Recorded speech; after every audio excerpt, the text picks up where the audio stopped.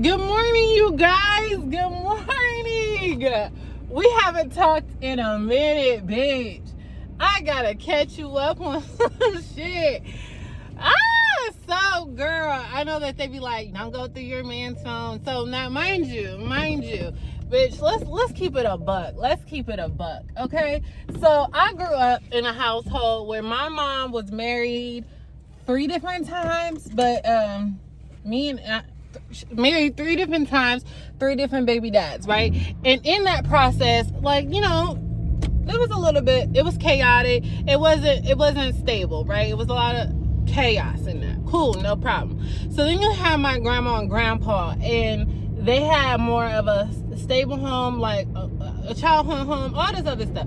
I say that to say that I was so desperate for a family, so desperate for, just go the fuck around at this point, you stupid bitch.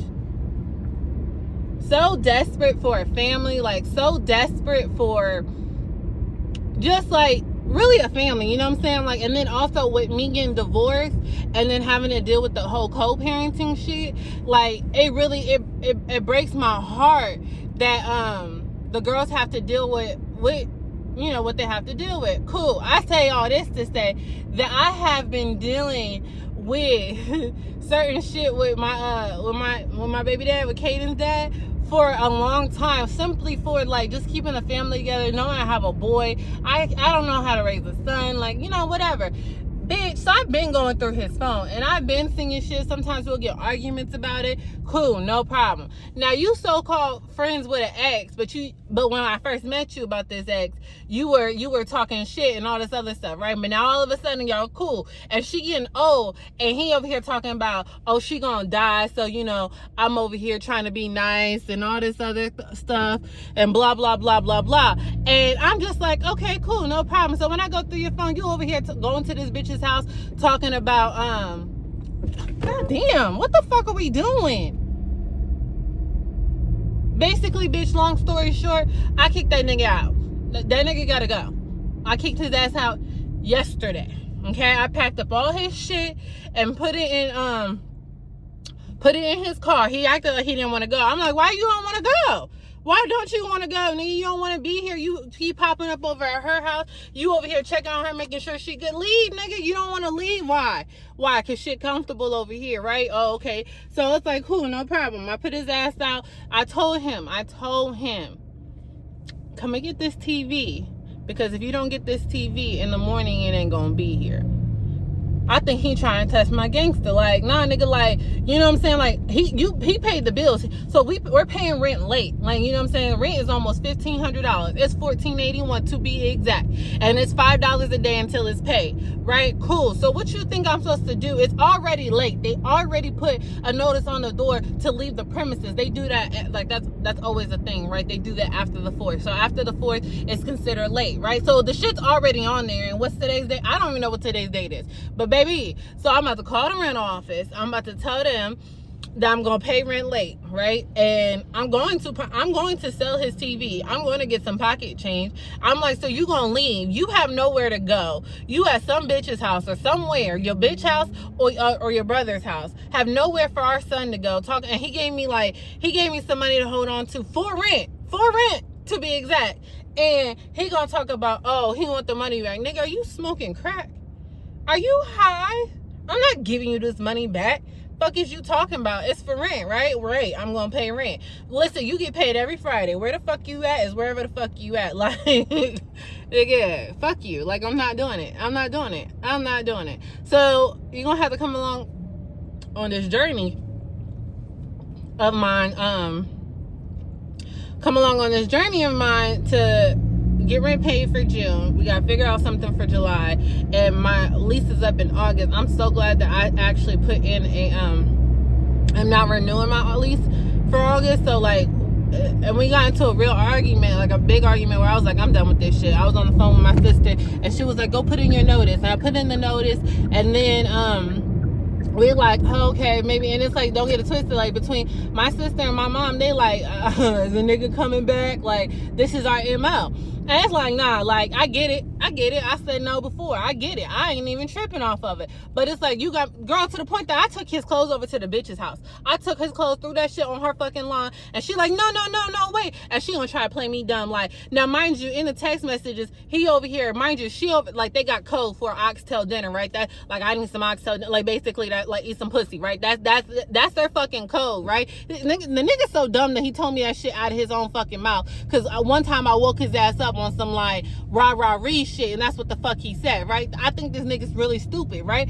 Oh, okay, cool, no problem. So then this bitch gonna talk about, it was just a piece of mail. I just had him come get a piece of mail. I said, bitch, you think I'm dumb. You think I'm dumb. She talking about, I'm 63 years old. Why the fuck do I need to fuck somebody else's man? Bitch, why the fuck at 63 years old are you playing side chick to a nigga that you had as a main chick who dogged you the fuck out at 63 years old? Why the fuck are you doing this shit? Mind you, he's 52, right? Mind you, this nigga over here talking about she wearing a diaper and shit like that. Oh, okay. But then you talk about all this other shit about me. Oh, okay, cool, no problem. But I'm like, you 63 years old. You know that this nigga got a baby at home. You know that as a woman, as a fucking woman, you know every woman's trying to make a family out of this shit. And you over here fucking this. You don't owe me shit. But bitch, at 63, don't sit here and play like, oh, you too big for that shit. Nah, I get it. At 63, if you feel like you ain't got no other options, you get lonely, you take what you can get. Fuck is you talking about? Right? Mind you, this bitch really think I'm stupid because she used to do when shit was like, fuck you on her end, she used to put the mail, she used to forward the mail back to the post office, and then the post office will send the shit to me, right? Because it would have on there, like, it would have the original, it would be like a yellow sticker. Since when I ain't never seen a piece of mail with her address on it with a forward whatchamacallit. I ain't seen it yet. So when the fuck did that shit stop? Talking about, oh, he had a piece of mail at my house. Why the fuck are you playing mail lady at 63 years old? I thought, well, you know what I'm saying? Like, nah, nigga. Nah, buddy dog. Fuck you and that bitch and all the other bitches you fucking. So, that's the update with my life, right? So now we gotta figure out how in the fuck are we going to pay rent by Friday. Today is Monday. Right? So we're talking about in 4 days, I got to get this money. You know what I'm saying? Like what he say, I got to get this money, right? Thank you. Don't pull the fuck out. So I can pay rent so that me and my kids can have a place to stay, because he was the provider. You know what I'm saying? I was a stay-at-home mom. I was doing Amazon just for side money. Now, and like, yeah. Are you stupid? Are you dumb? What's up? Like, cause it gotta be something. So, and then it's crazy because he's sending me text messages talking about I'm a lazy bum, I'm a bum bitch, I'm a dirty bitch, all these things. And it's like, okay, that's fine, right? Like, you know what I'm saying? Like, I'm not trying to be funny, but I can wear anything that I've done, anything. I can wear that shit on my sleeve, baby. Like, I'm never ashamed of who the fuck I am. Never. You know what I'm saying? Like, I even told you, so basically one of the things that me and my ex-husband used to argue about all the time was a clean home, right? And I was a stay-at-home mom. Mind you, when our marriage failed, it was during COVID, right? Cool, no problem. So, but before that, like, my ex-husband does not believe in a whole stay-at-home mom shit, but he tried to do it for me for the sake of loving me, right? But he used to micromanage me. Like, he used to be like, oh, like, what the fuck did you do all day? All the other shit. And like, nothing was good enough. Cool, no problem. No problem at all. So, but then we would like, he was like, did you clean? Like, basically, if I cleaned the upstairs, I didn't clean the downstairs. If I didn't clean the downstairs, I didn't clean the upstairs. Or maybe some days I just didn't clean. And then some days, like, you know what I'm saying? Like, and then I had 2 kids, like, they're Irish twins. So, you know what I'm saying? Like, it was a lot. Cool, no problem. So, you know, we used to argue about that. Like, my level of cleanliness is not to the standard of his level of cleanliness. Great. So when we parted ways, I figured that the best way for me to tackle this is for the next person to know what the fuck they're getting as soon as they walk through the door. I told that nigga, like, my cleanliness is this. He like, that's okay, you know what I'm saying? Like, he was cool with it. But then he like, you know what I'm saying? And it's like, don't get it twisted. Like, were there days when it got bad? Has there been times in a moment where shit got bad? Absolutely. Like, it to the point that I'm like, Asia, what's going on? But it's like, I'm not trying to be funny and I'm not trying to create any excuses, because I'm just keeping it real with you. Like, I don't give a fuck. At the end of the day, I do not care. It's the fact of the matter that, like, this man was like really... I don't want to use the word abusive, but it probably was some abuse there, like to the point that like I would sit here and be like, oh, like, okay, so basically another thing with me and my ex-husband is a lot of my family passed away, right? And at the time of me and my ex-husband separating, my mom was not stable. And then when me and my ex-husband was together, I had a lot of help from his side of the family. If you've never been married or divorced, or if you don't know, but once you go through, at the end of the day, that's his family. You know what I'm saying? Like those are his people. So it was like, I had 2 kids. I think they were rather 2 and 3 or 3 and 4 when we separated, right? And I didn't have anywhere to go. I had to move in with my sister, and then eventually I had to move in with my mom. But the place where my mom lived it was not safe. It was not suitable for kids or whatever. So with me being a stay-at-home mom, my ex-husband positioned it as if he was going to help me by taking the kids full time so I can get on my feet, right? I had nowhere to go. I didn't have a car. My ex-husband gave me this raggedy beat up car, right? That's the only thing I had. The turn signal wouldn't work. The horn didn't work. The windshield wipers didn't work. The only way that it worked, it only went on low. So if it rained hard, I had to turn it off and on real fast for the wipers to go even faster, right? Like the tail lights did not work. Like, bro, I'm so tired of niggas playing with me, right? Cool, no problem. So then but now, because I had nobody to lean on in a time of divorce and, having I think they were 2 and 3 or 3 and 4, like these small little babies. I chose to be a mom, all this stuff, right?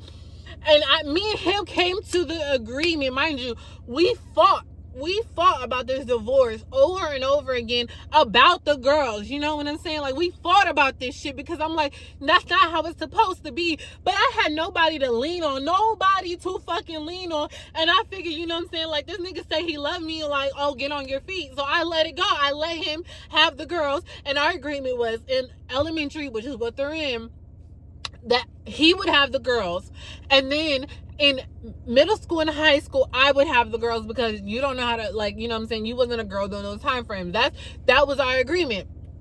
But well, from there, basically, baby dad or ex-husband has been flipping it as if almost if I lost rights, like almost if I was CPS was involved, almost as if I was on drugs. Like, you know what I'm saying? The shit bothers me, because why would you spin it like that when that's not what happened? Like, you know what I'm saying? And then you told me to get on my feet, nigga. I had nowhere to go. I'm like, my sister who has no kids, like, her house is not kid. I had nowhere to go. You told me to get on my feet. That's what I did. But you had other, and I learned in this moment that people have 2 different meanings of the same word. So what he meant by get on your feet and what I meant by get on my feet or 2 different get on your feet. So it's like, cool, no problem. So then that was like the strife in it all, because you thinking I'm outside partying when I'm not even a partier. So why would you think I'm partying? But I'm outside delivering concrete, working sun up to sundown. You told me to get on my feet. I'm not worried. You said you got the girls. Why do I need to worry about them? That's what you told me to do. You know what I'm saying? Okay, cool, no problem. So I said, you see how emotional I got just by telling you the story. You know what that nigga would do when we get in an argument? Like, he would be like, that's why you a bum ass bitch, you ain't got your kids. Tell that nigga, like, you know what I'm saying? Like, just throwing my vulnerability in my face. Like, why the fuck would you do that shit? Like, you know how, and it's like, all for the sake of winning an argument. All for the sake of winning an argument. Anytime we are in an argument and he wants to win, he will take all the low blows, low shots. Now, mind you, I'm a stay-at-home mom, right? That nigga's the provider, right? That motherfucker paying the bills, right? So then after he get done telling me that, he be like, let's say we arguing in November. By January, I'm make sure you have a job. I'm done with this shit. We make up from that. Then here goes, oh, in March, make sure I'm leaving in March. Make sure. And then it's like every time we would get in an argument afterwards, he was like, man, I'm just talking. I ain't gonna. So it's like, why would you threaten my safety like that, my stability, my security like that, if you're really not gonna go, but you want me to feel some type of way in that? All right, bet. So like, even now when I'm talking to you, text messages are coming through. I'm pretty sure he's saying some nasty ass shit, but it's just like, I don't care. Like, something has to change. And it's like, you know, I talked to y'all about it with me dealing with high blood pressure. Like, I refuse to stroke out over a nigga. Like, my shit is high. I ain't never had to deal with this shit up until dealing with you. I'm just not. So We about to pawn this motherfucking TV. I don't give a fuck. I don't give a fuck. My mom over here talking about don't let it get physical. I don't give a fuck. That nigga gotta go. And I'm getting every dollar I can out of this shit because I'm paying rent. So come along with me. Come along.